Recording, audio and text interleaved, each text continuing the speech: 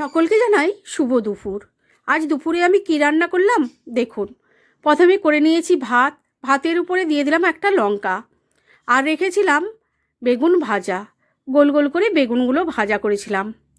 আর এইটা করে নিয়েছিলাম আলু পোড়া। আমার তো উনুন নেই, আমি গ্যাসেই পুড়িয়েছিলাম।